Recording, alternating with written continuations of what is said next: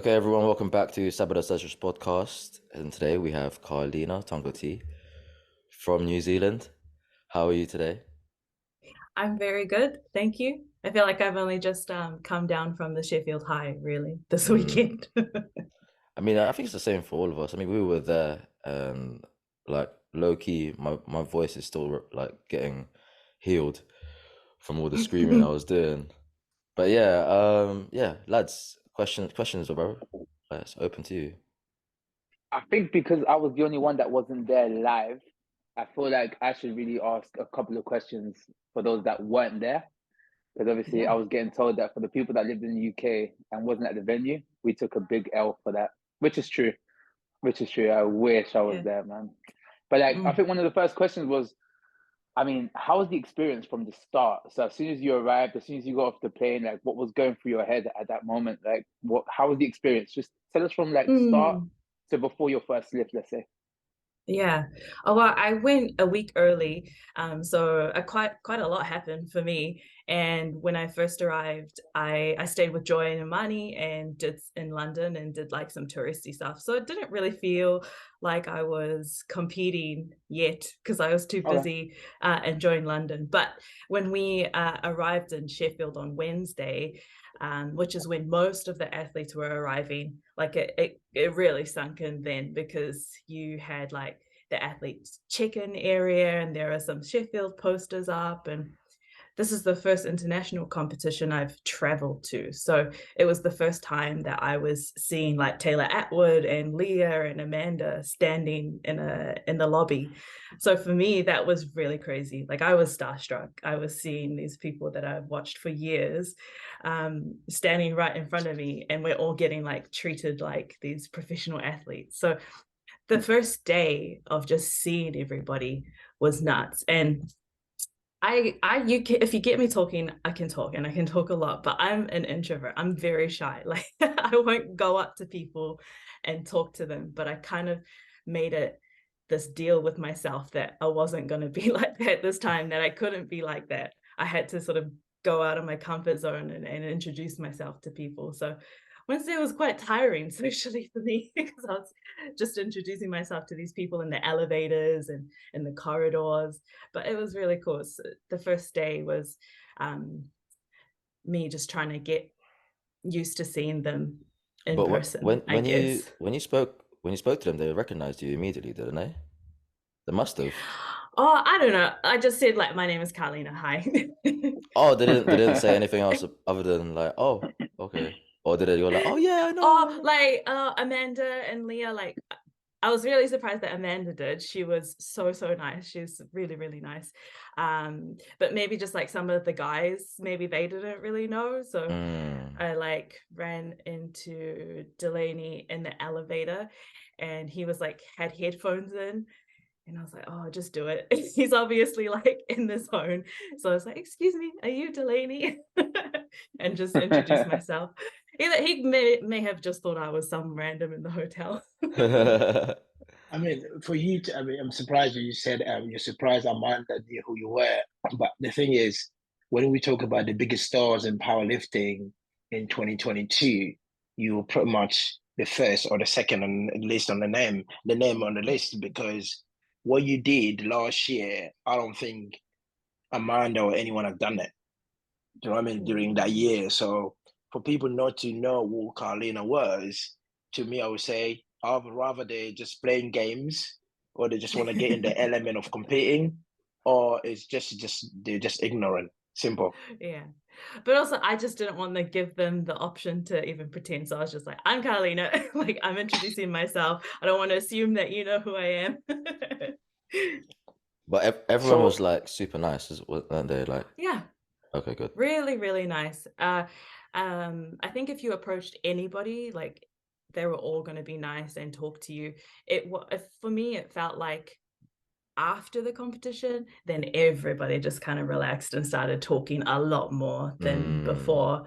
At least from my experience, because I didn't really want to talk to my competitors too much. I was like, I don't want Yeah. to mm. like you too much before I try and beat you.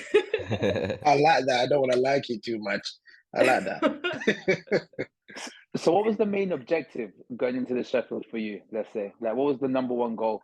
Was it more, you know, chasing the money, chasing numbers? Like what was the actual expectation that you had for yourself going into this meet? Yeah. I think for a month out, up until a month, it was like 100%, I'm going to win this thing. Like I've got everything that it takes to win this thing. And then niggles happen and that confidence got a little bit lower and a lot lower, closer to competition. But you're never going to tell yourself that you can't win it. You're always going to keep telling yourself that you can win it. And it kind of felt like, so long as I went into it with the intention of winning, I was going to beat the 76ers. So I just kind of just kept that thought and that mantra while I was leading up into the competition.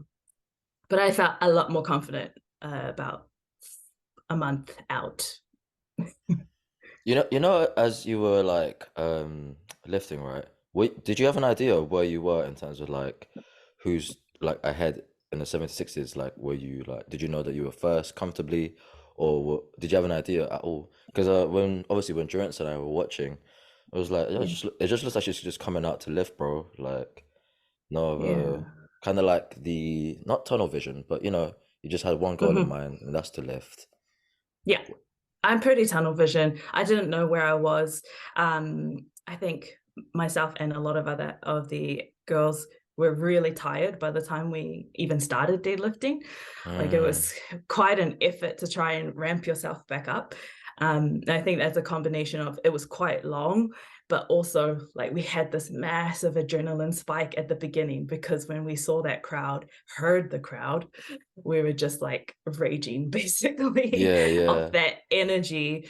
And so I didn't know where I was at all.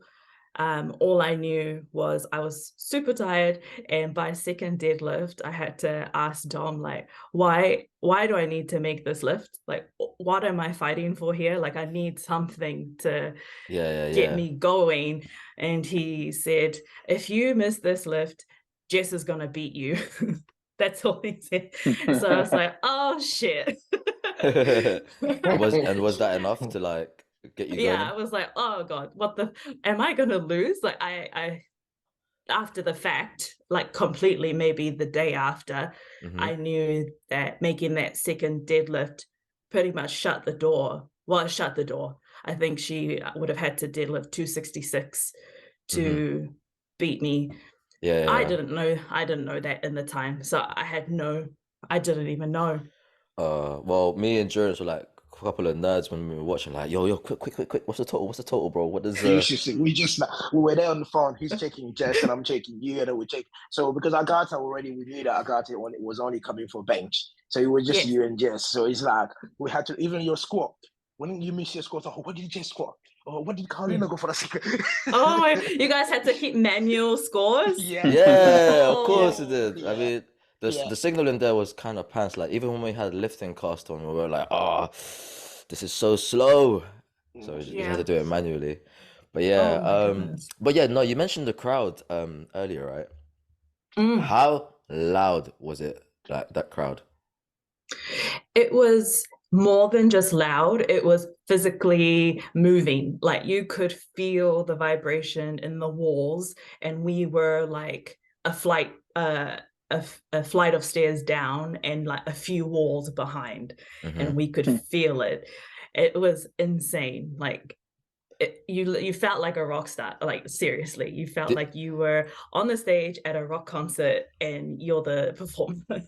Do you know what's nuts, right? Like England is like the mecca of like football, and we're known to be loud anyway. So when you put us in like an auditorium setting with lifters that were like proper gassed about, well, majority of people proper gassed about, like we're gonna be loud, if not louder, because it's just like reverberating back and forth as we're like screaming.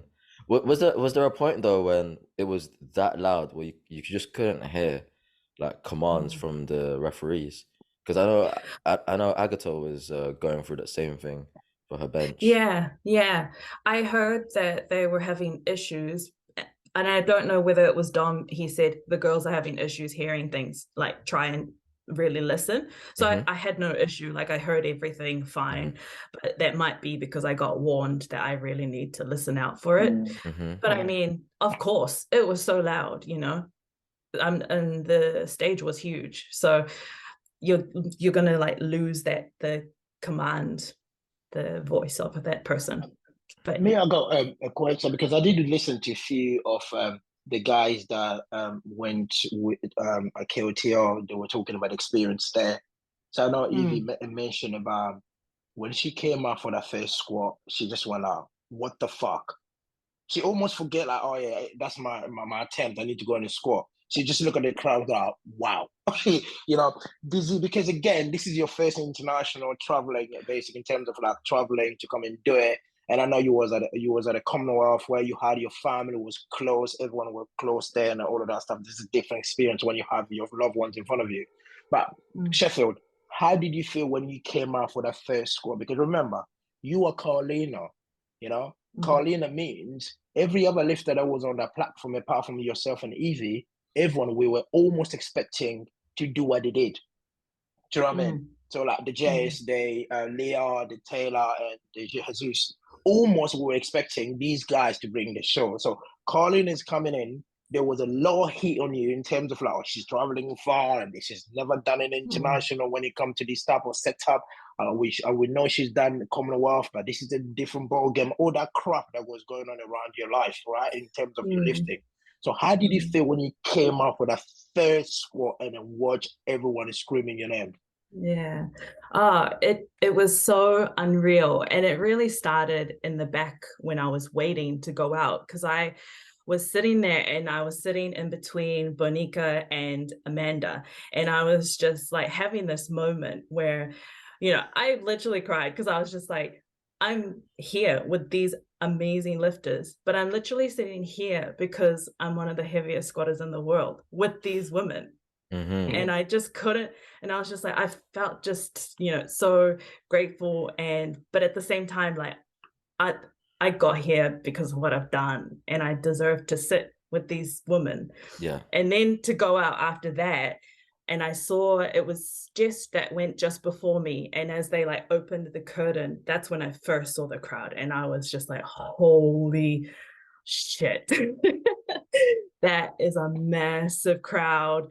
But also like, I love this. This is amazing. I wouldn't have looked like it, but that's what I was thinking. And when I went out to squat, like I tried to look out into the crowd, but the lights were so bright. So I really couldn't see that much anyway. Yeah. I really, if you just looked up, you're getting blinded by the lights, basically. Yeah. You could just see the front row. But yeah, I saw it and I felt so good. And I was just like, oh, fuck, so lucky to be here. And to stand on the stage and have this opportunity to show the world what I can do. And then after that, I pretty much just drowned it out. I was like, okay, no more of that. I need to zone in. Yeah. Well, now that you've competed at quite possibly the biggest stage now in IPF powerlifting, which is Sheffield, right? What's going to be like your? I mean, it's going to be completely different when you go to Worlds, and even when you go to Worlds, because the crowd isn't going to be like that. That's for sure. I'm not gonna say it's going to be underwhelming, but yeah, it's going to be 2,000 people. Yeah, it's not 2,000 people like screaming and shouting at you, going, ah! Yes. Yeah. But okay, so with that aside, how do you feel now, like knowing what you did at Sheffield against, you know, arguably the other best 76s?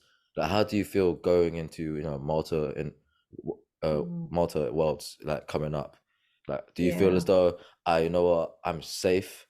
Do you feel like I got this in a bag, like first place, or are you like, oh, I still got to look out for XYZ? Yeah.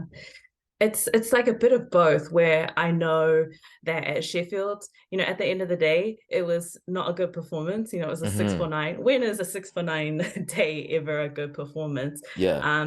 And so knowing that I left a lot on the platform, And that means that, you know I have much more to do, and I know that I'm capable of much more. And our baselines of a bad day is quite different. So I feel like I have a heads up, but I know that Agatha didn't have a great day at all. You know, she had quite a bad day. Yeah. We still haven't seen what she's capable of, and that Jess is Jess, and she's going to push and do what Jess does. And then there's all the other 76ers. So I still do feel like there are people coming for me and that I need to be, you know, as on my best. I need to bring my best to Malta. Yeah. Because when it comes to a Malta one, I know you mentioned about Agatha and Jess. Yes, we cannot deny the fact that traveling is always going to be a nightmare for you, right? I mean, in Sheffield, you've proved pretty much. I mean, probably I was part of the group as well. I'm not just slugging people here, but probably I was one of them as I was thinking, oh my God, traveling on a hit Karlina, I'm mad, because 24, 26 hours travel would be really bad. But you've proven us that you can do it. So when you come to Malta, I think Agatha is only traveling, I think, 2 hours or an hour or something like that. Yeah. And Jess will be traveling less than you at the same time. So, yeah, that. So I know Sheffield, you went up against this two, which is arguably the three best 76 in the world in IPF. Is three of you, right? Is you, Jess, and Agatha. But when you come to Malta, you're going to have the world. What I mean, the world. Yeah. I'm not saying Sheffield was not the world, but to me, whether Sheffield was breaking world records that you guys did, and congrats to all of you guys. But I don't see Sheffield being the world powerlifting, because to me, I still feel like the representation of the entire world was not there. That's how I feel. That's my personal opinion. So in Malta, you're going to have that. And then there's these freaks coming out of nowhere. How do you feel about that? Thinking, okay, I'm going up not against Agatha or Jess, I'm going up against the world. And also, I'm going to be meeting people, probably we don't speak the same language, we don't dress the same, we don't look at the same. So in Sheffield, probably you didn't have that, but in Malta, probably you're going to have that. How do you feel about that? I'm excited. I'm excited to finally go to a Worlds and compete against, there's Kim, there's Dana from America, there's other 76ers. Sophia, is she doing Worlds? Yeah. Yes. Yeah. So, I mean, it's still a really, there's a great depth in the under 76ers. I did a placement in Malta for 2 months when I was a student. So it's not going to feel too different to me. It's going to feel very familiar. Actually, I know the areas that the competition is in, and I know the areas surrounding because I stayed there. So it's going to feel a little bit like going back to somewhere I flattered when I was a student. So in that way, it's going to be very familiar. And I'm going to have my family there. So, yeah. So the 76 are pissed then, Jesus. So nothing is going to shake me. Okay, so like I gotta ask though, obviously the after effect of the Sheffield, there was a lot of talk, right? So how the other 76ers did, but I think there was a part of that I saw on the social medias that you felt as though that there was your performance that was kind of glazed over. Like, how do you feel about that? Like, what went through your head when your performance like that pretty much like destroyed like the other supposed favorite 76 to win? Yeah. I've had some time to think about it and reflect and really see how I feel about it after, initial emotions. But I think, I'd preface it by they are such lovely ladies, and it was and will be a pleasure to go up against them again. But what I experienced was like this major hype around us and this like battle and who's going to win, like this big question, who is going to come out on top? We all want to know. And it obviously, because of Jess's resume, is like, does Karlina have enough to do it? And then we have the competition, and it's not the battle that maybe some people wanted. It wasn't a close battle. You know, I see that I won on my second deadlift. That's not a close battle to me. And that's just numbers, that's just facts. And so, you know, just listening to like the recaps and comparing how much it was hyped to what it was sort of given in the recap, it didn't match. I didn't even hear who won. Of course I know, but you know, I listened to the Keiko and Gavin and like that recap, and it's very clear how that went down, and then we get to the end and it's not so clear. But it's so it's more that there was all this stuff at the beginning and it didn't quite match what happened with the outcome. And hey, if I need a little bit of fuel to my fire, I'll pull on that. Do you think that recap, or because this is just me listening to all, I'm not just talking about one recap, I'm even talking about a lot of social media in terms of like people's posts and all of that, including even some of the lifters themselves as well, things they've posted, because we all follow them. Do you think it's because you pretty much one of your, again, as a 6-hour, sorry, I didn't mean to laugh there. As a 6-hour day, you won.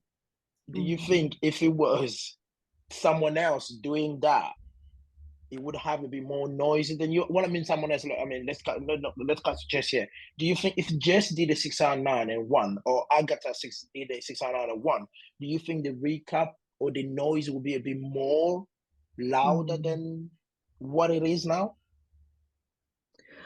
I do think so. You know, because Jess is a favorite, you know, because she's been a superstar for so long, and I understand that. I really do. I never expected really to, if I ended up winning, to have a lot of praise and have a lot said around it, because I know who the favorite is, and I understand that. But I did expect like facts, you know. This happened. This girl won. This is how the battle went. And I don't see a lot of that. Okay, now I just want to know from your mindset, like who is your 1, 2, 3 potentially in Malta? Like I just want to know what you think is going to be first, second, and third. Me first, Jess second, and then I think third is going to be a battle. Depending on how much work Agatha can do with her injuries. I don't know what they are, but they seem to affect her quite a lot at Sheffield. But would you say you put yourself first because, you know, you've done it before, you could do it again, like sort of thing? Like you beat Jess before and you just beat him again. Is it that kind of mindset? It's a little bit of that, but also like that's my goal. I need to win a world championship. I want that title, and I want that ticket to Sheffield again. Yeah, boy. That's what I like to hear. Yeah. You know, talking about 1, 2, I mean, of course, I can't go and say Karlina's going to win, Jess is going to win, or Agatha is going to win, because I don't want to be biased here. So I want to play devil advocate, right? It's not because I don't love Karlina, or I don't love Jess, or I don't love Agatha. I know my boys are already looking at me thinking, what kind of rubbish are you trying to get out now? So, do you know what I mean? So with Agatha, she's young, right? She's young. She's done a lot on this with powerlifting at that age already. You know, things Agatha's done, I don't think even some of these top athletes have done it in terms of our age. You know, equipped, World Games, done it all. Do you know what I mean? Experienced it all. Do you still think in the back of your mind, thinking, if this girl can sort high injuries, can get training back on track, she would be a problem? Yeah, 100%. Like totally. Because we just haven't seen it yet. She talked about finally putting all her eggs into the raw basket, and that I was like, oh, what's going to happen at Sheffield if she's stopped equip lifting and really focused on raw powerlifting? So that definitely 100%. And I know that I also seemed to come out of nowhere. So I know that people can come out of nowhere. And even though I don't know they exist, I'm still thinking about them. I was one of them. Would you say then that she'll be like, you know how she's put all her eggs in that raw basket? Would you say that should be a problem for you or a problem for Jess? I think they're both a problem for me, you know. I think, you know, they all have that potential. And if I can get this good, why can't they? I'm never gonna think that I'm it and only I can get to 600. That's not possible. I don't know, like 600 is a crazy total. Espen, stop. Espen. Let's talk about 600, right? You just mentioned 600 there. I know Joe will probably want to go for a smoke, but you spoke about 600 because there's not many in these podcasts, in our podcast here, can hit 600. So my point. I'm so sorry. I'm just looking at Joey's face here. My point is, do you think that 600 number has become almost a killer number for some of the rest of the 76 in the world? Because it feels to me, people don't just want to. I mean, I'm not talking about the Jess or the Agatha. You know, what I mean, they are amazing athletes. I'm sure Jess is not there sitting thinking I need 600, or Agatha is thinking I need 600. All they're thinking is I just need to win. Whether it's for 500 or 550, it's fine. But people are cast and people that have these battles. Do you think we've made that 600 become like something it has to be attained?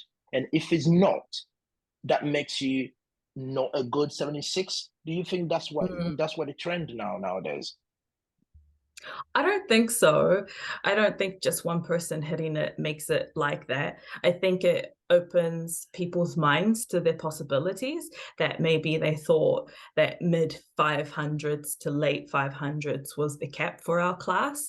So I think it just opens their minds to what our bodies can do. And maybe it's a goal in, you know, their long-term plans. Some of them are really, really young and they've got more time to grow and time to get stronger. But I don't think it's something unattainable. I mean, Jess and Agatha were they're 15 kilos, you know, away. That 15 kilos can still look like the distance between the moon and the earth. My question is, how many do you think, from your opinion, how many do you think will hit that 600, whether it's in Malta this year or just said, because again, the Europeans, we have the opportunity to do the Euros, right? We have the opportunity to Euros, we have the opportunity to do the Arnold. So the Europeans, we have got more chances to hit these numbers than probably yourself or just in America. So how many do you think will be able to hit that 600 in the 76 this year, just from your opinion, from what you're seeing around scouting the world? I still think it's Jess and Agatha. I still think they have what it takes to total 600, and I think it can be done this year. I surprised myself. You know, the last time I was talking to you guys, I said, you know, in a year I'll squat 230. It's been 5 months. So things, you know, things can happen. They can figure out things and their numbers just shoot up. But they are the closest, and everyone else does have a bit of work to do. You know what? I'm gonna rewind back a little bit and ask you: have you watched your performance at Sheffield back? Have you watched it for yourself? Yeah. When I got back home, I watched it for the first time. Immediately, you just went, "I want to know how I did." I needed to stay awake. I got home at 6 a.m. and I was like, okay, let me sit down and watch this whole thing. So yeah, I watched it when I got home, which was still like 5 days afterwards. And obviously now that you've watched it, right, were there any calls that you thought, I think you know which one I'm talking about here, but yeah, was there any calls that you thought, hey man, I should have got that? Like they stole it from you pretty much. Yeah, I really do. I really do feel my 232 squat was stolen from me. And I've moved on, but in the moment it was sort of like that was 9 kilos or 8 kilos that was very important on this very big stage. And because it was so close, like the jury, it was 2-1 at the jury. It was just like, Yeah. Just the Yeah, yeah, yeah, yeah, benefit of yeah. the doubt. We want people to make lifts. Did you sort of like rewatch it over and over and it was like that was deep, that was deep, that was deep, I deep. did. Other people did, like straight after Matt Gary came up to me and showed me his video and was like, watch it, watch it. And that was the first time I saw the squat.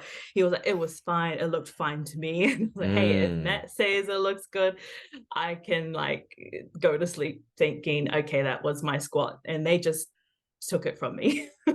Actually, yeah, you know what? I was gonna ask, was other than the competitors, right? Was there anyone that you met at Sheffield and just thought, wow, it's such a pleasure meeting them? Oh, honestly, Matt and Susie, like, Mm. they're just like balls of happiness and kindness, and they're so lovely. Yeah. And you just like walk away feeling like they're your auntie and uncle, And and they that and just they want the best for you. and they genuinely love the sport, like Yes. immensely, immensely. Yeah. Like we I don't know, They we don't spoke. even treat you. Sorry, with Joey, about this. I'm out for my fault. They don't treat you like a stranger. They treat Mm, you Yeah. like they've met you all their lives. mm, Do you know what I mean? Literally, Like I they've walked known you. away from the first, they were having dinner on the first night, and I interrupted them because I was fangirling and I was like, oh my God. But I walked away feeling like I've known you my whole life. mm. That's how they make you feel. Yeah, like we spoke, we like Jonas and I spoke to Matt, Gary, and Susie the night before, and I was trying to speak to Matt as well, like in between like the rest periods of Mm. at Sheffield, and I was just going to Matt. I was like, "Yo, what do you reckon of the calls so far?" And I was like, Yeah. "Oh, I don't know. Like I would have made some calls Yeah. differently." And I was like, "Oh, Yeah. what about the Karlina calls?" I was like, "Oh, they were spot on, man." Da, da, da, da, da, da. And I was like, Mm. "Oh." It's just so Yeah. yeah, it was just so nice to like sort of just like talk about lifting and they're Yeah. passionate about it, you know what I mean? Yeah. But yeah. Yeah. The funny thing with that squat too is that so I think one of my squats before the competition got reposted on King of the Lifts, and then there were like a couple of trolls in the comments talking Mm. about, oh, she looks like a French lifter, like I would have sworn she's from France, because of they said that I looked like I was leaning forward. And so we're waiting for weigh-ins, Mm. and Dom comes up to me and he's like, a ref has just come up to me and told me that he's been getting sent your squat videos and that they're looking out. They don't like your forward lean. Mm. Oh wow! I was So they just were like, prepping for it already. Mate, eh, and then I'm Damn, sure that's probably hard. these are the people that you were competing against and their fans and whatever. I hate this. You know what? I'm sorry, Karlina. Every time I hear this, it's boiling my blood up. You know, it's the same issue. Like I was listening to Gavin talking about his squats and all of that drama around there, and now you're mm, talking about all of this. I'm thinking, hang on, this is powerlifting. It's a mm, self-funded sport. What the fuck are we doing? yeah. You know what I mean? Honestly, like who is sending these videos? I haven't even made it to the platform, and I already have to sort of fight something. I think, I think though in these kind of competitions like Sheffield, right, it'll probably get to this point because obviously there's money on the line. So there's going to be Mm, people out there that want to literally, like Gavin said in his previous podcast, take food from his plate. So that's what Mm. mm, people wanted to do for their lifters. If someone, I mean, yeah, there's a lot of people out there that will pretty much do that. So I'm not surprised at all. mm, I'm not mm, surprised one bit. But speaking yeah. on that, right? I just got a cool question. How was the energy backstage? Like you Mm, lifting with all these athletes. Obviously, you said before that you met them. You kind of like fangirl. Like these are people that you saw on Instagram. It was obviously yeah. like surreal seeing them in person. But how did it change backstage when everyone was lifting? Did everyone was everyone zoned in? Was no one talking Mm. to each other? Like how was it there? Was it different? Yeah. I think we were very lucky to have like a massive warm-up room and have our own, there were 3 people to a platform. We had our own spotters and loaders. And so we got given a lot of room to sort of just do whatever you do on when you're warming up and getting ready. But it looked overall like pretty relaxed because there was so much space. Like we could all stay out of each other's way. I saw some people and like you see Joy is always having a good time when she's warming up. She's always smiling. And I shared with Evie as well, and she loves to just like relax and talk, whereas I'm the total opposite, and I just zone out and I don't see a lot of what's going on. So even if the environment's not great, I'm not really aware of anything that's going on. But there are a lot of things that I missed. So there are like stressful moments that some athletes were having backstage that I didn't even notice. So I'm sure it was tense, really tense at some times, but overall, like it was all right. You know, you had your own space to just do you. Was there anyone that you thought, whoa, they're nothing like how I imagined them to be? Probably how short you are, Joey. Was What? it Joey? What? Just for the listeners that didn't hear that, Durin said probably how short Joey was. It's because Joey does come across like he's 5'6" in pictures, but then when you see him and he's 4'9", it's different. I was shocked as well. I did feel like I was with my people when I met you. That's been cut that bit, right? That's what we're gonna say on this podcast. Cut that bit. I don't know. I don't know how to respond, man. I think we can end it there now. That's what I needed. No, but I had a question for you, right? I like to ask everyone this. This is one of the questions that I like to ask a lot of lifters. In your case, because obviously you're an elite lifter, you've been on the biggest stage, you've been at the Sheffield. I mean, it doesn't get any bigger than that, right? Let's be real. Do you like the hype on powerlifting in terms of like the shit talk, in terms of like the stirring, like, you know, like I don't know how to say it. Like, an example, if you see all these comments on social media, right, trolling and stuff like that, what does it do for you, like in terms of your lifting? Do you like it? Do you like use it as fuel? And also, when people chat shit as well, like start creating hype, saying, "Oh, I'm gonna beat Karlina, I'm gonna do this and that." Do you enjoy it, or do you take it personally? Because I know there's a lot of there's a lot of other lifters, let's say, that don't necessarily like it. They take it a bit personal. They take it to heart. I feel like speaking to you now, you probably enjoy it. Like you actually like that. Well, I don't know if I'm wrong, but I think like with our class, we're quite nice to each other. Like I don't feel like I shit talk, but I know I just like to speak facts. But maybe that sounds like shit talk. I don't know. I like to watch it. You know, I like to watch UFC. I like to watch sports. So it's nothing new. I think we're just such a small community that people feel it a little bit more in their heart and get a little bit. It gets a little bit touchy. I think it's good. I think it's good for the sport. Talking is good. It doesn't matter whether it's good or whether it's bad. The more people that talk, the better. Trolls is something new to me. They're annoying, but I sort of just need to remember that they are trolls. They're probably nobodies who don't even lift. What I would like is that girls could do it more without having to sound, I don't know, bitchy or salty. You know, when guys do it, it's normal. You expect it. You're like, that guy's confident. That guy, he's confident about himself. I just feel like girls might not do it because of how we might be portrayed, or that it might come off a different way than when guys do it. Yeah, you know, I'm pretty sure. Sorry, Joey. I'm pretty sure there are groups like on WhatsApp of girls powerlifters that do troll a lot, like do talk a lot of shit, like what the guys do. I'm pretty sure. But yeah, it's so like what you said. They just need to like just come out on Instagram and pretty much do it. Yeah, I was gonna say, Karlina, I do agree. You know, like girls should be able to talk their shit a bit more. I mean, like if Durance could come out here and say like, "Oh, no one's gonna beat me at British unless they break their back or knees," Like, I'm pretty sure you could say the same thing at your nationals and be like, ain't no one beating you unless they, I don't know, snap their neck or something. I don't know. Like, like, Yeah. That's I mean, not talking shit though. That's talking facts. That's what Karlina yeah, said. She talk facts, but people see it as talking shit. But that's fact no, I'm not supposed because to not talking shit, talking their shit. their oh, shit. all Yeah. right, Yeah. okay, Mm. I get it. Yeah, I get it. I do. I think girls would love to be honest. And not that like I loved the SBD short videos. They were awesome. Like do more of that. But personally, I know I did talk my shit.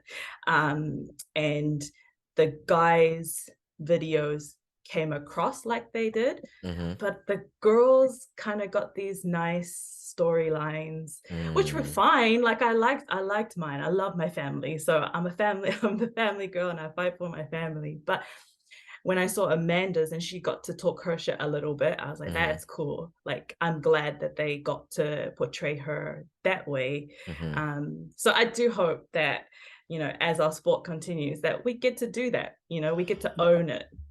You know what? I forgot to mention earlier. You know how when you were doing like the photo shoots and shit like Mm. that, I was just like, yo, this looks like UFC embedded almost. Honestly, it felt like that. Like it felt a little bit Yeah. like they're trying to head towards that. Um, yeah, with the photo shoot, with the sort of like media and interviews. Yeah, I think they are heading that way. I Yo, mean, can you? that's the way where everything is moving now, isn't it? You just have to adapt to those things.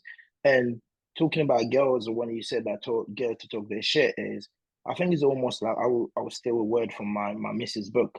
It's almost like how women are wired, right? They're not wired to be too aggressive or brat like men. Because with us, I can go on here on social media and chat whatever I need to chat, and I go there get beaten. It's not gonna affect me. I just sort of, oh well, I talk, and when that didn't deliver, who gives a fuck?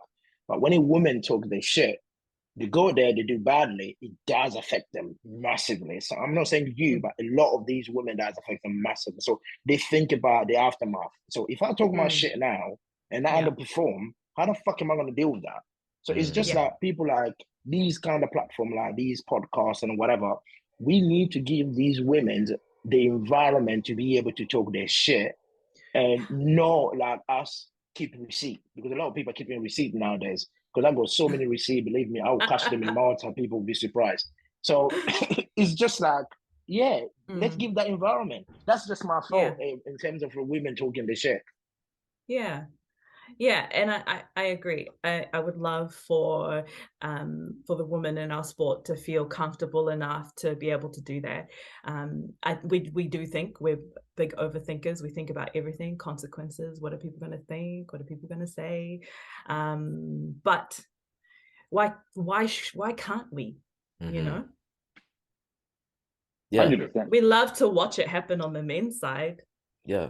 I agree. Yo, you know what? Speaking of like the direction SBD Sheffield is going at, if it's like anything like what EFC's doing, like, is there anything that you're down for? Like, say, like the pre-lift press conference or post-lift Yeah, press conference or anything like that? Like, would you be? I I don't know why, but I thought there would be one. I was Oh like, shit! No way. I was like, maybe they'll like get us all in a room and get people shit talking. And what should I say? Or Nah. like a square up. Could you imagine a square Yeah, up as well? Like, Yeah. that was literally, yeah. Ah. Oh my God, I would be like down here. Joey will be down here. Nah, Oh. bro, relax, man. I'm not that short, bro. I'm sorry. But no, I did think that they were gonna do that, and I kind of like imagined us sitting like, how they do it with the tables, and they're like sort of Yeah, yeah, sitting yeah, up yeah, high. yeah. Yeah, I was like, I'm probably gonna sit up high because that's where like the newbies and the nobody That would be sit. so sick. No, that'd be sick, No, but I reckon it'll be just a point where it's like questions talk from the crowd or like the people on. Yeah. It won't be so much like shit talking like, or unless someone goes, "Ain't no one gonna beat me." Well, you're gonna be saying Yeah. that, Which, obviously. hey, a few of those guys would have said that if you got them on a mic. Even It'll you kick would have off. said that. I mean, to be fair, when that question, Joey, is again, we just can go back to what has been said in terms of in social media and what people have been saying in terms of like where SPD is trying to get this going, and these kind of events or these kind of things that you mentioned there.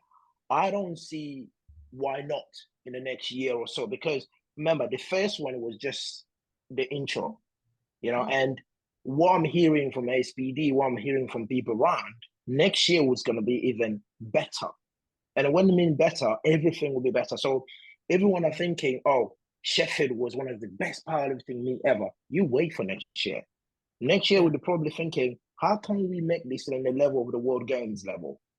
Do you know what I mean? And when you get to that level, I mean, whatever level you get to, I don't think any Olympian athletes that have come on the platform and win $40,000. Do you know what I mean? Unless it's coming from their sponsors, you don't get it on a medal. You know what I mean? Unless you're from Singapore when you're getting a lot of money. But if you're from England, I think a gold medal get you like $5,000, nothing else. Do you know what I mean? So basically, this is what I'm talking about. The improvement is coming. So all of these things we expect it to come. So talking about it, that brings me back again, back to Malta.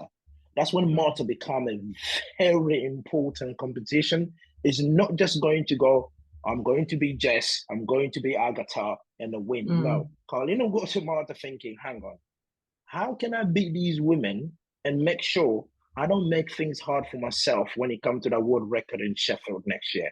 Because that's what it's come down to, because not everybody are Taylor Howard that can walk in the LP7 and go to Sheffield. Not everybody are like that. Even this year, I don't think, unless Taylor is fit, if he goes to Malta the way Taylor is now, he still have to fight hard to beat these guys. So it's all about Malta become a very strategic competition. So on your, my question to you, Karlina, is on your side and Dom, how are you prepping for that? Because it's not just so much about, I need my squat, I need my deadlift, I need my bench, I need to beat these ladies. It's about how am I gonna prep and set myself for Sheffield next year? How you guys are doing that? Yeah, we do need to sit down and really have a talk about it. But I think probably we're both on the side of beat it by a bit and still do that, because we're not in the game of sandbagging. Like we both don't operate that way.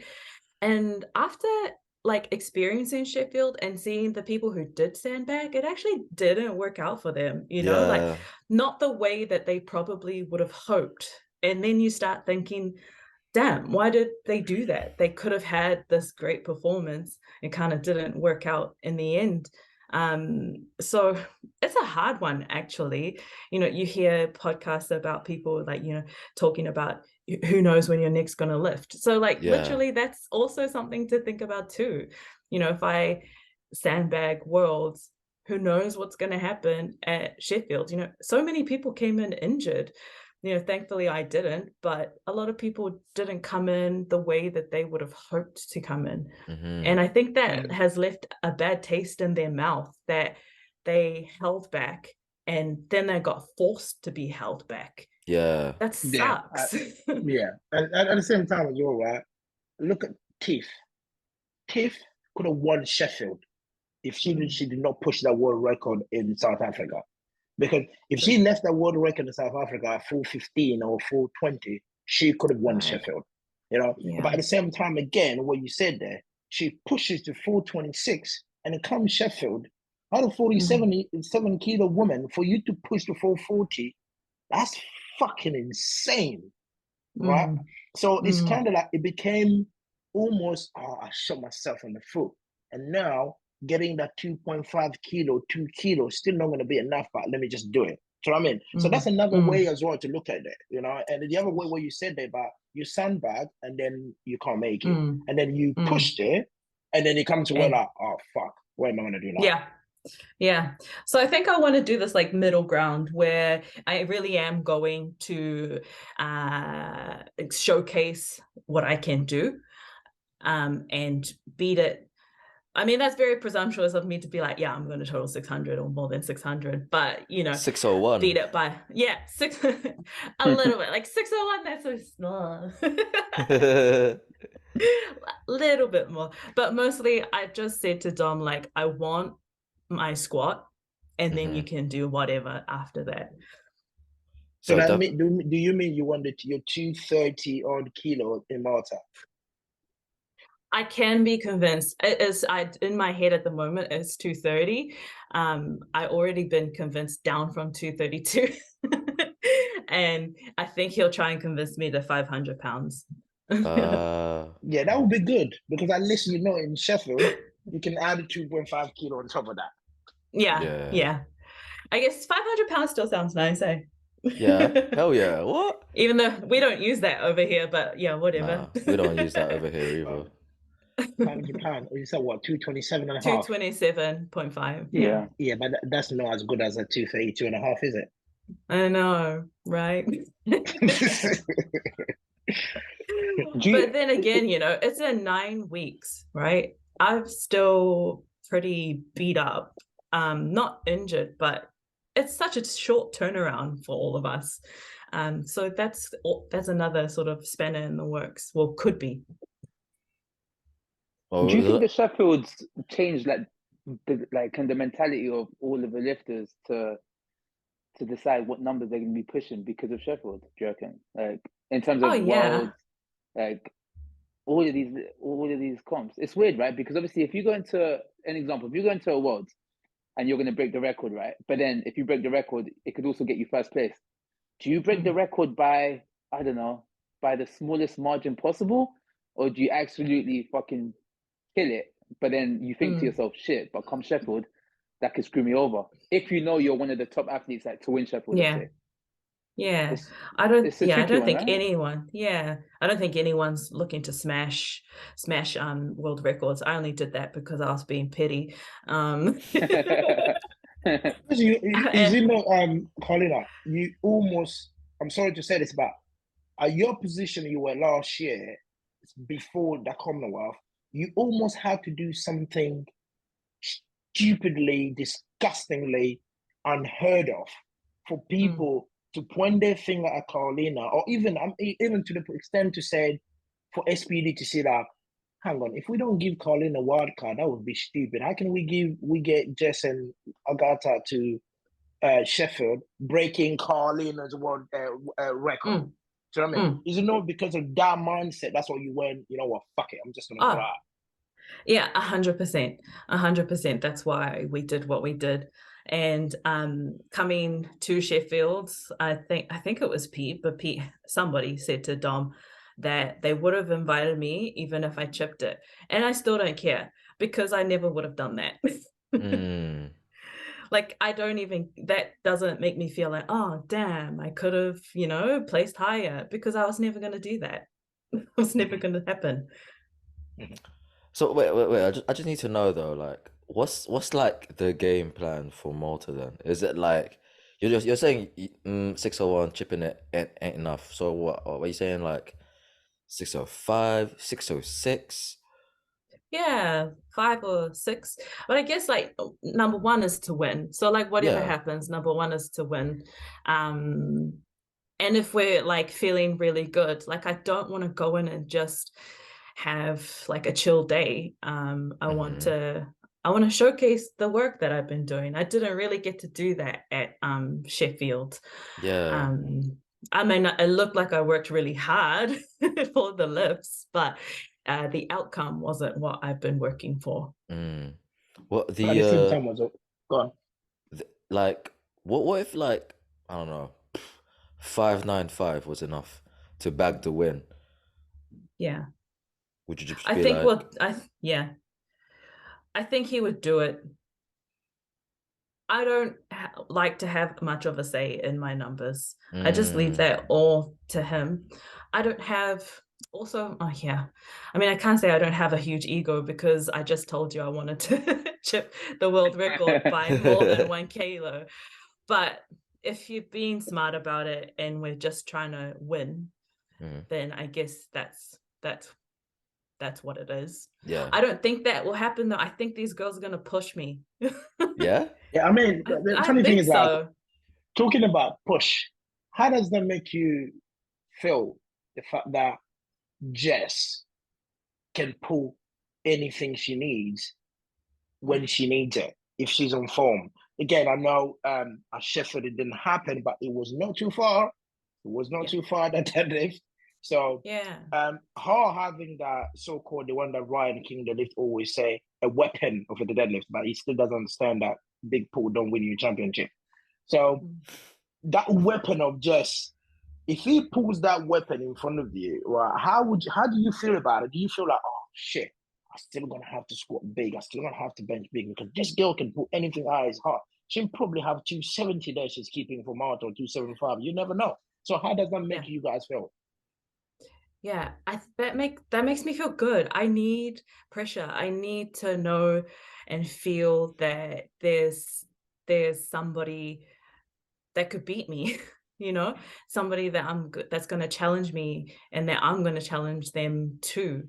I don't think the environment was one where Jess could pull from wherever she pulls from to make those deadlifts. It was very different. It wasn't a do or die. It was kind of like, do it to get your world record. You've already come second. That's a very different space to be in, and that's like not the same as you need to do this to win your world championship and to get your Sheffield ticket. That's a very different motivation. But I am very good at squatting and I'm very decent at benching. And my deadlift's not too far from hers. Your bench is no bigger than Espin. Listen, hey, don't I understand what you're saying. say it. I benched 145 the other day. I'm gonna take that. Oh, okay. Hey. Okay. That's in training, by the way, Karlina. That's not on me at all. No IPF rules as well. Touch and go with bumper. Touch and go. So your bench is not decent. You have in 76 you have got one of the biggest bench out there. So I mean, Agatha bench is not normal, right? It's not normal. Yeah, do not rate your bench or looking at Agatha thinking, why can't I bench that far? No, you can't do that. It's like your squat. No 76 can look at thinking, why can't I squat like Karlina? No, because it's not normal squat. So just don't think about it. So that's it. Yeah. So that brings me to the question to the other 76 in the world. Right? We've seen, of course, for Malta, as you said there, you already said your 1-2 is you, Jess, and the third one depends how Agatha turned up. If Agatha turned up fit, the third spot is for her. Let's just be clear, right? If not, it's a dog fight. So how does that make you feel to look at the likes of course, the GOAT herself, Kimberly will be there. You know, you look at Dana McNeil will be there. Sophia Ellis will be there. You know, we go to the other 76 in Europe, some very good ones just coming out from juniors, you know, and you can't write the French lifters off. You know what I mean? They're just fucking insane. But how does that make you feel, though, in your weight class, thinking, oh, there's talent coming in? Does it excite you, or does it make you feel like, oh, shit, I have to go a lot of work. These people are giving me so much work. Yeah. It does excite me. I think, you know, the more competition, the better, for all of us and for the whole weight class in itself. One thing that was surprising about going to Sheffield for me is that, you know, I've had a lot of life experience, and that has really helped me in staying grounded when I'm around these people, because I was wondering, how am I going to react when I'm in a room full of stars, like literal solidified powerlifting celebrities, and some of them goats. It was surprising that, you know, it took a little bit of adjusting, but I don't suffer from imposter syndrome. I know that what I can do and that I belong there. And I think I'm going to be the same when I meet all the other 76ers.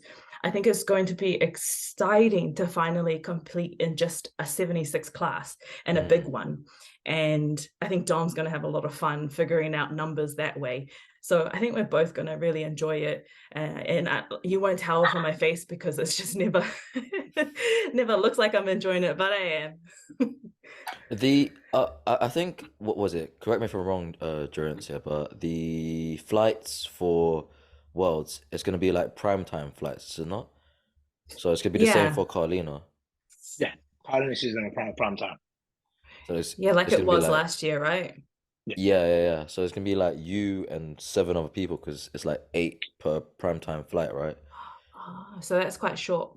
Yeah. Yeah. Well, I think this year, I think we're going to be on the Eurosport as well. Don't quote me on this. I think that's the plan. That's what I've heard, but I don't know if it's been confirmed yet. So again, that's another thing, Karlina. There, this is not just to be on a live stream. This has been on the Eurosport, where I think last year in South Africa we had about, what is it, 260 million views. Wow. Right. And my dad watched me on the Eurosport. My dad did not watch me online stream. No, my dad sat on the TV on at home without his remote and actually went 1, 2, 3. Oh, Eurosport, my son is on. Do you know what I mean? And they brought the whole village Cool. to come and watch. So Awesome. that's another experience there for you. And probably, again, as you said, I know your family will be in Malta, but probably extended family won't be around. Again, that's something they will be at home watching you on TV. No, oh yeah, my internet connection is not working. Oh no. But pay your TV bill, cable, you watch Karlina. Simple stuff. So how does that make you feel though? Yeah, it really does excite me. Like that's awesome. The other thing I learned from Sheffield is that I really do like being in front of that many people. It's fun. It feels awesome. You know, I'm not waving and putting a show on, but it's fun. It's a lot of fun. And I'm not going to see those millions of people, so. But they will see you. They'll see me. Yeah. So in terms of like, Karlina, probably this is the question that hasn't been asked, because I know as the 76 ladies, you guys, some people like the likes of Sophia Ellis, she found it really hard to fill up the weight class. You know, she's always like 74, 75, and I don't even know if she's ever been 76. I don't think she's never been 76. So it's kind of like hard for them to fill up the weight class. And the top tiers like yourself, Agatha, and Jess have proven to cut down. So this the question for you is, how much do you normally cut to 76? And what do you normally walk around with? So if I'm being like a normal person and not having like 6 cheat meals a weekend, I walk around like 77, mid 77s. So I don't cut much. Okay. Yeah. I arrived in London 76. Whoa. Yeah. So I spent that week, that was a little bit more than I was expecting. So I spent that week upping my calories and eating back up to 77. What did you eat? Oh, wow. Just more of the good stuff. More rice, more protein, more peanut butter. So I really didn't want to be taking risks with changing my diet all of a sudden. I thought you went a bit crazy. No. That was not the time. do you think if, let's say, if you put on a little bit of more muscle mass and weight in terms of like, let me be 78, 79, do you think it's going to benefit you? Because some people, for instance, like Anna, who's the 83 guy that has got a tremendous deadlift. The heavier it is, his deadlift is shit. He can't deadlift 350, 360 like he does when he's heavy, when he's like 87, 88. He can't. But when he drops weight, his deadlift just shoot. So I hope he gets fat anyway for Malta. How do you feel? Does putting weight affect you or it doesn't? Because me, I'm in the same boat as pretty much everybody else. So I'm still trying to be a proper 83. So how does it make you feel? When I'm that weight, which might be now, I'm eating shit every single day. So it doesn't feel good. It doesn't feel good. When I moved up to this weight class, I had to spend a lot of time working on my deadlift grip because the bigger I got, the harder it was to hold on to the bar. And so we're obviously at a good point now, but I expected that would get worse if I trained at 79, 78 all the time. I'm very short. I'm Joey height. No, sorry. I'm sorry to join the bandwagon. Yes. No, are you not? No, you're slightly taller than Joey. Fuck off, bro. Oh, come on. When I hugged Karlina, she was here. But with you, Joey, you're here. Yeah. Anyways, Karlina, you were saying. And plus, Joey, you was wearing Dr. Martin, bro. When you were No, Dr. I Martin, wasn't. bro. Yes, in Sheffield, of course you were. Karlina, So, look yeah, what you've Karlina, done. See? Look what you've started. Yes. So yeah, Anyway, I'm really short, and I'm much shorter than, well, I'm 5'1", so yeah, I'm much shorter than Agatha, much shorter than Jess. This short body should not get much bigger. So yeah, I'm 77, mid 77, 78 at 5'1". So there are no pre-cut like pictures from me because I'm like, there's no abs here, there's no like leanness. I'm a thick, solid 76. The thing is, as long as that extra body weight, that body weight being 76, 77, does not affect, because again, people gain a lot when they weight heavier and they train and they cut down. Some people, especially, I mean, people have got very good nutrition, like myself. I have got Kendrick's. I mean, I'm sure Kendrick's the type of person that can get me to 95 kilos and still cut me down to 83, and probably I'm going to perform, right? Because some people, it's just like they love that extra body weight. Right? Yeah. Don't look at me like that, Joey. I'm just trying. They love that extra body weight, but some people they don't like it. You know, again, I'm saying this, like I know, I think I was listening to KOTL. They were saying yesterday when they were talking about the recap that they did not mention that Karlina won. That recap, they say about Gavin cutting on a lot of weight. That's right. Yeah. To me, when they say a lot of weight, straight away I was like, hang on. If Gavin is 93, they're saying a lot of weight. We're talking about 96, 97, or even 98. Do you know what I mean? So some people, it does not affect them. And when you see Gavin's performance, I don't think the weight cut affected him. The man was a nut on that platform. He said he was in a sauna. He said he was in a sauna for 4 to 5 hours. The morning, right? Yeah. He said like the morning of that he was in the sauna. Yeah, the morning of 4 to 5 hours. If I do that, I'm not even getting on the platform. I won't breathe. Neither. And Jess is the same. Jess is like that version. She like sits close to 80 and she gets down. Or I think she said her body's happy at 82. That's what she said.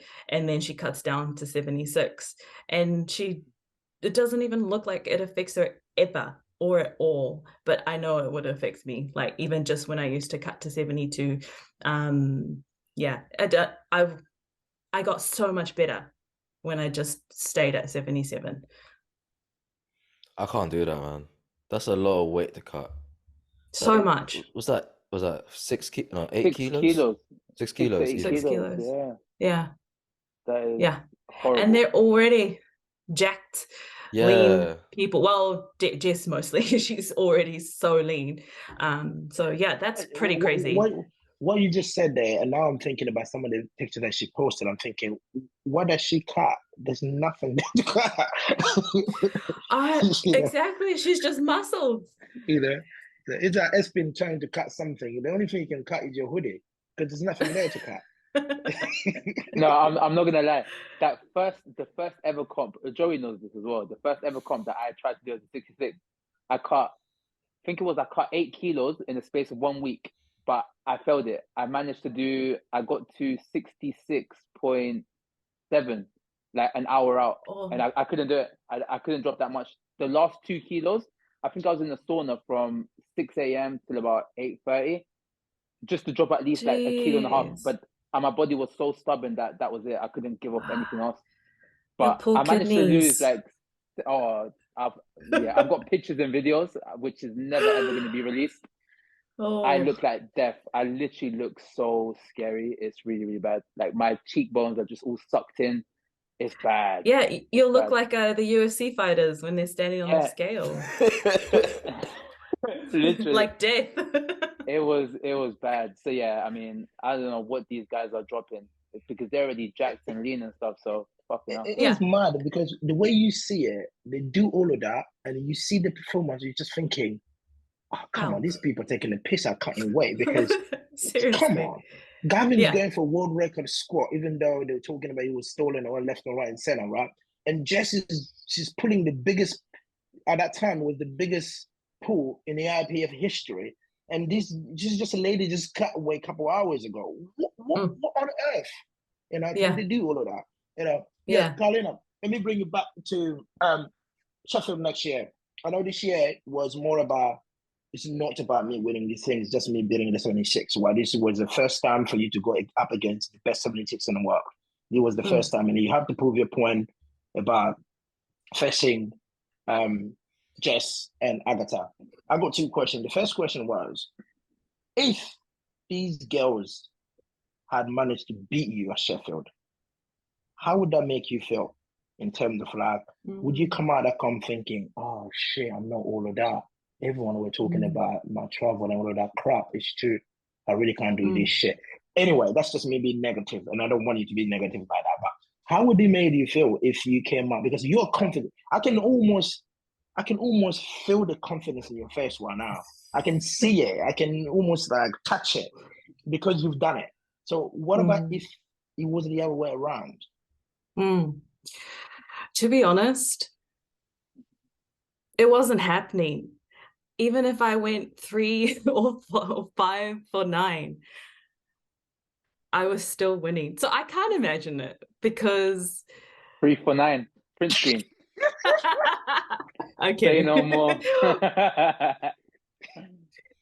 No, I She's not wouldn't kidding. that bad. But 6 for 9, that's pretty shit. Win by 13.5 kilos. So I don't know what it would have felt like. I know that I would have just been like, oh, that really sucked. Beat them at Worlds. Okay. So basically you almost don't prep for failure in terms of like in that level. You always prep for you winning success. If failure happens, it's just like, oh well, it happens next time. Yeah, I can't say that for 100% because it hasn't happened to me, but I try to approach like everything in life that way. The wins the same way that I take the losses. After I got my squat world record, I think I don't even think I smiled. I think I just like went and sat back down in the waiting room. It's sort of like it happened. I've still got work to do. And if I were to, well, when they took that squat away from me, I said shit, and then I moved on. So I feel like if you sort of take the same approach with your wins as your losses, then you can't get too down or too high on them. Yeah. Okay, I agree. And my second question on that was, yes, this year Sheffield was so much about, let me go there and beat the 76, just make sure I'm ahead of them.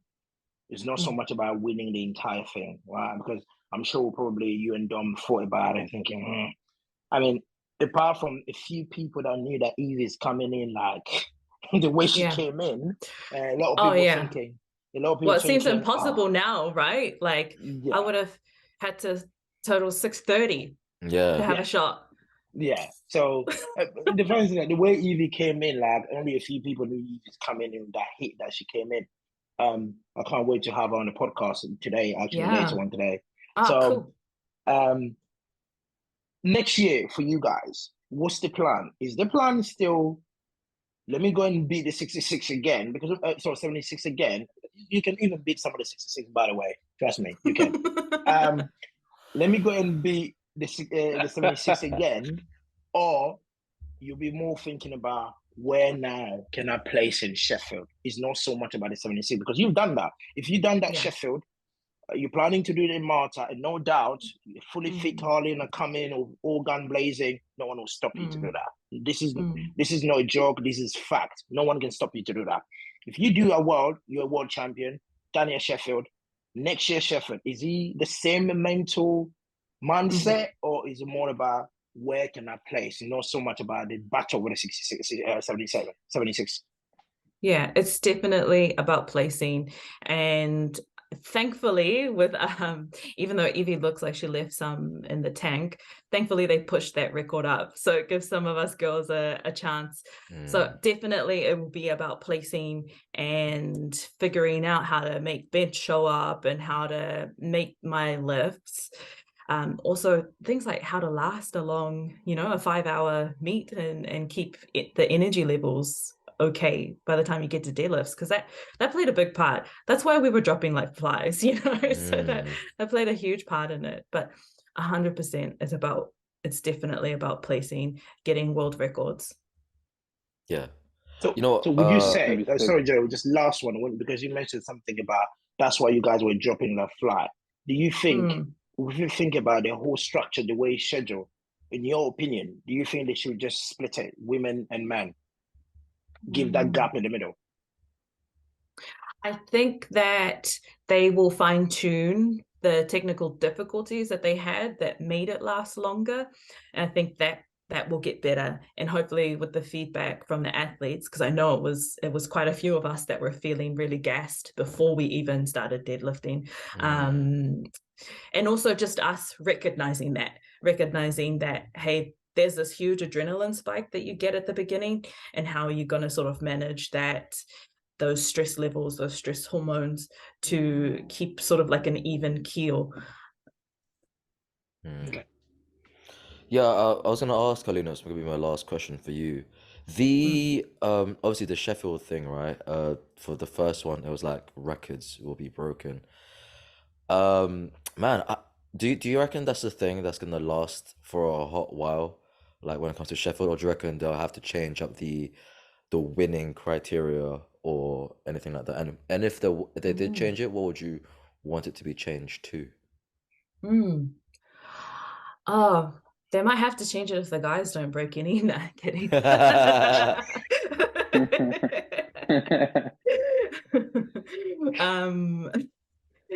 Hopefully it lasts for a few years.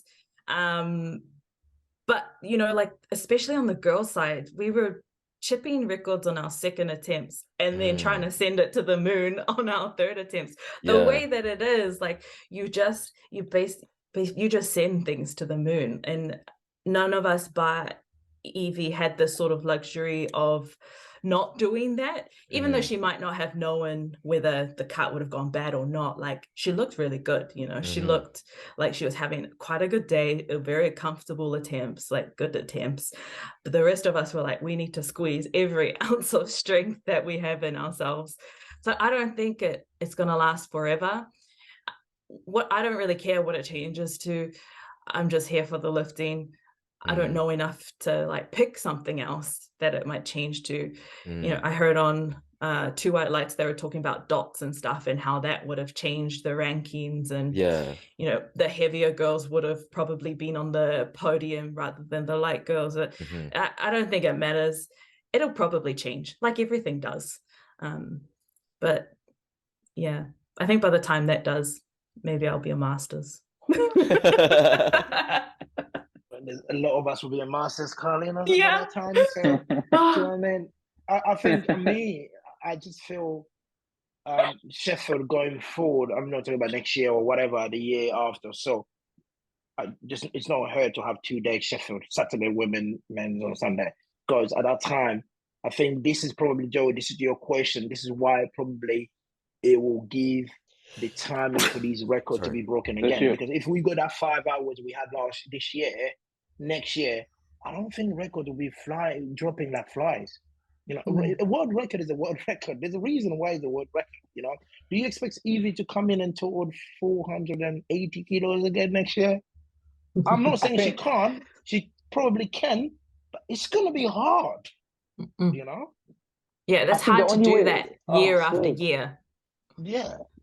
I think the only way that's gonna happen though is if like we just see really shit worlds or like shit national. I don't know, like you know what I mean? Like people can't go all out in these kind of comps. But then you can't save yourself because if you don't win these nationals, you don't get selected to Sheffield. It's like what the fuck? What do you do? Yeah. They have to change it. I don't know. It's a bit weird. Yeah, and the other thing as well is going for the next 3 years. If they carry on this method they're doing in the next 3 years, I see SPD saving a lot of money for themselves because no one will walk away with anything. Really? True. Smart. Maybe this is the That's very smart. plan. Maybe they're smart. like, You know, hey, the guys is where it's at. Save money. you know. Karlina, just so you know, this is going to be the last podcast where Jurins is sponsored by SPD now. He's cost us so much money. So fuck. Jurins, you're gone. Because I was thinking, literally, I was thinking there, like, in terms of, like, even the way Sheffield this year went, because the prize was, what, 360,000, right? Am I right?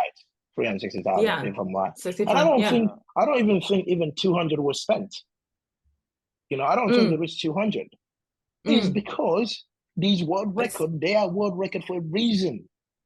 And to break them, you have to be Karlina. You know? I'm sorry, you have how many it was only 276 walked away with a world record. Karlina worked with the squad. I got to work with the bench. And I got to that bench. Look at that third bench. She had to work for it. Literally almost like I was listening to KOTL. Some of the coaches from different nations, they actually came at the back to speak to her to help her how she can get a third. And I'm not talking about this is one thing I like about other nations, Jess coach. Yeah, this is one of the things I like about Jess coach, right? Is he said when I don't know if it's true or not, but this is what he said. I'm just taking his word what he said. He said when Agatha was about to go on a third bench press, everybody approached, trying to help her. What can she fix to get it? That's one of the things like is not being spoken about. Right? It's the same thing as we said, like when in a warm-up room, you guys had a lot of helpers every single rap. Shout out to Ben Pape, our British 105 this year. Shout out to our British equipped team, Dean Boring and the rest. These guys were at the back helping you lot. They were some of our best lifters in the country. They were not just some people novice. No, they were some of the top lifters. They're helping you guys. But again, this is the heroes that people don't talk about. But then on social media, you see people, I've done this, I've done that, I'm so tired of the whole day with crap. So I mean, they're proper heroes there. So all I'm saying is, you don't see things like that, coaches helping a lifter from other nation to get a lift. Because it's a world record, Karlina. Do you know what I mean? Yeah. This is what I'm saying. Yeah. Is that true, Karlina? You what? I have a true? conspiracy theory. I do have a conspiracy theory about that one. Yeah. It's good. So it was two reds, right? She jumped the call and then that one elbow. Yeah. Those elbows didn't change at all on the third one. Nah. So all she had to do was listen to the call. Yeah. But they told her to change her grip and her position, and then she missed it on her second. Yeah. Because she did change her position. So did they really help her? I don't know. All I hear. I'm kidding.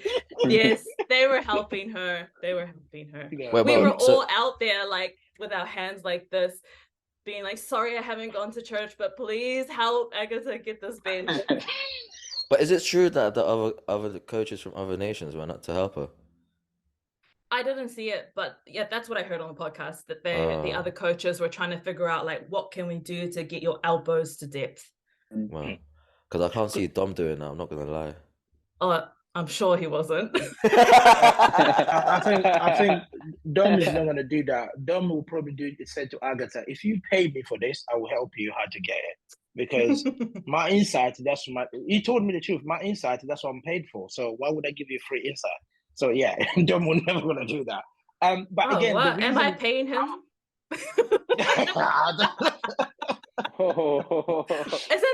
Isn't that a question though? Like all these athletes have won, quite a bit of money. Yeah. Do they hold on to all of it? We spoke about this in Yo, our chat. Oh, This that's is the yeah. something question. we You're the one spoke that about in won. our chat as How well. much percentage is Dom is getting out of it? £6,000. That's what you won, isn't it? No, Yeah. 6,200, isn't it?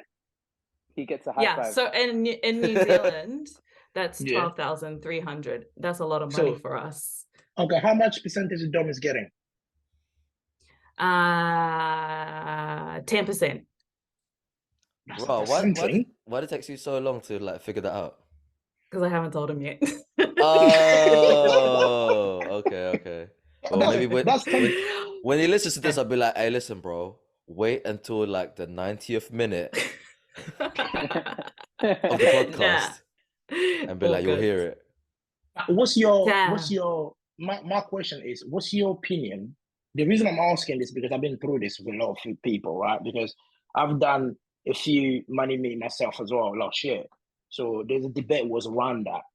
So what's the opinion about all of these people saying, oh, if you win a money or a bonus or whatever, you have to share with your coach or your handler, whatever these people talk about. What's your opinion about that?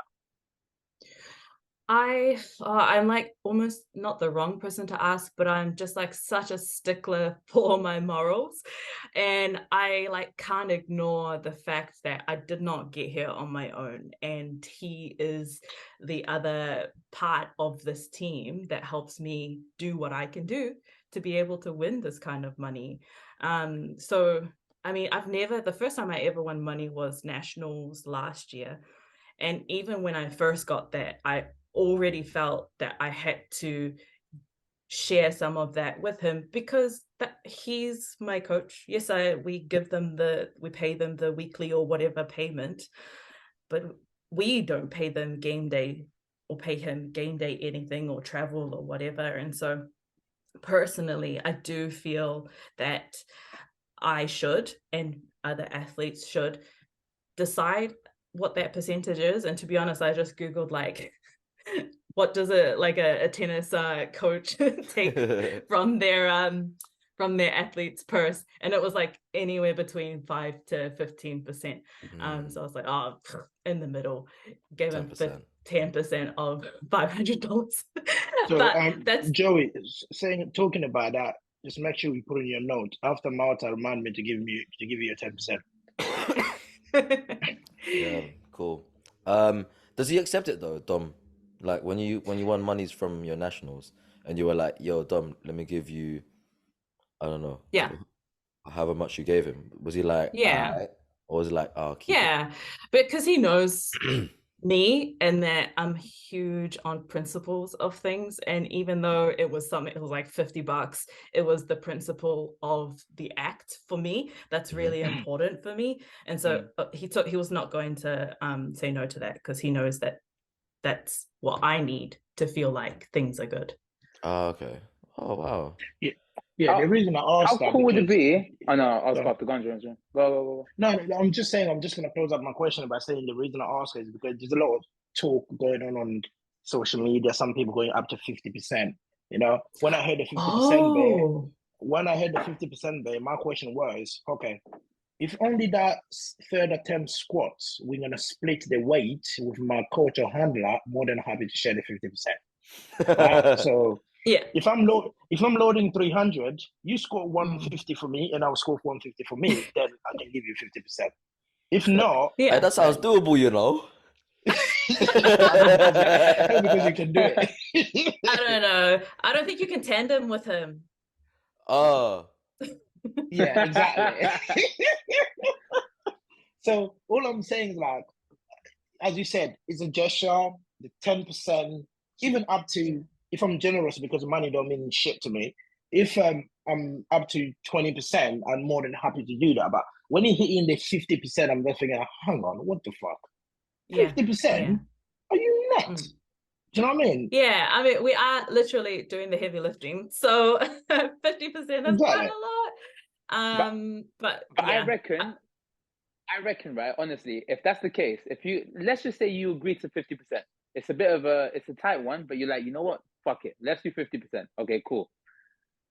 Then again, let's just say you have the worst meet of your life, or he makes a call where you just, it just doesn't move. You're feeling that shit. technically you should then get 2-3 months, right, of coaching, or maybe 2-3 months, right? It works the same way.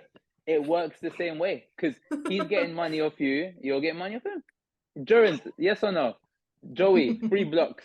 If Durance has a bad compact motor, a 3 year of coaching, man. A I think 3 that's a year. good... 3 years. Yes, I don't 3 know. year, bro. 3. Just Ah, stop your AP. Just stop it. I mean, Eva's coming in the next few hours. We're gonna ask Eva the same question. If Eva gonna give, what's Eva's Jason. coach name? Jason. Jason. If Jason gonna get 10%, that's about $6,000 from your dollars. So Yeah. do you know what I mean? So let's see if 6,000. what Eva says. That's a lot of money right there. And ask her how much more is it worth because it was his idea in the first place. Oh, yeah, we will, definitely. I'm kidding. No, I will ask that 1,000,000% because he's the one Mm. that pretty much had it conceptualized. The genius idea, yeah. Yeah, and it paid off though. Come on, like, Oh my God. Massive. like you Hell would, yeah, it did. you would not get like the 60 bags, the $60,000 Right. without this idea in the first place. Oh no. It's crazy. It was it's genius, you know. Yeah. And she was in the perfect spot to do it, you know. Nobody else can really do that, you know. Nah. There's no way I can go to 69 and think that I'm gonna take that world record like that. Nah. But she was just in that perfect spot, and Jason recognized that. That's insane though. Karlina, the type of lifter you are, I can't say no. I can't doubt you when it comes to these kind of things.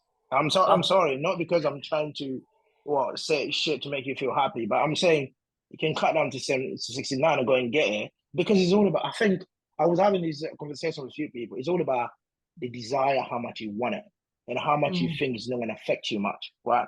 I know she cut from 57 to 52, which is a lot for that body weight.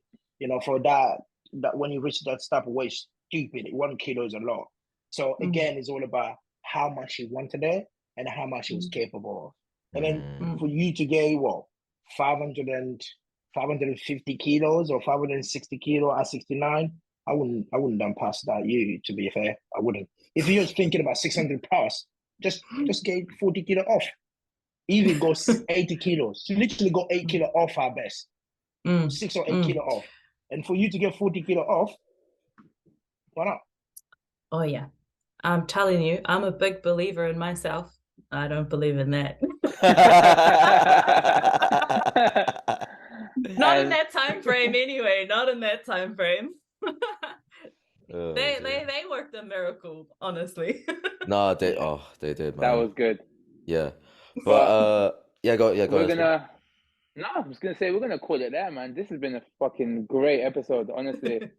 Thank you so much for coming on. Guys. Yeah. 10 out of 10, honestly. I hope Karlina had fun. Before you do go, remember how you were saying that SPD gave you that moment to say your piece? Like, I think this is your time on our podcast to say your piece before Worlds. So is there anything that you'd like to say to your fellow competitors leading up to Malta? This is your time. Remember, this platform is better than the SPD. So go for it. I thought you were going to tell me it's a safe place. Nobody else it's a safe place. It's a safe place. Feel comfortable because SPD, the whole entire world will find out what you said. But here is a safe place. We love you. Go for it. I mean, the whole world will find out tomorrow. But yeah, go on.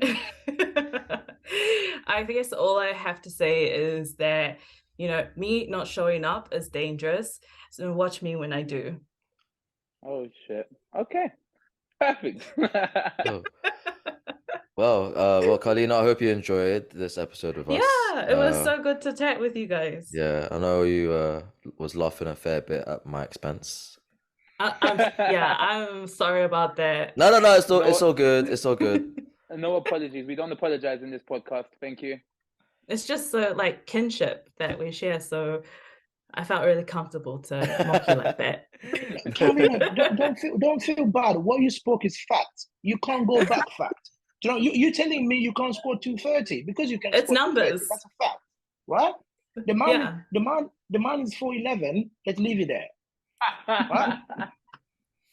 It's So getting on that shorter note, the longer the podcast goes on. I know. Yeah. What is this, man?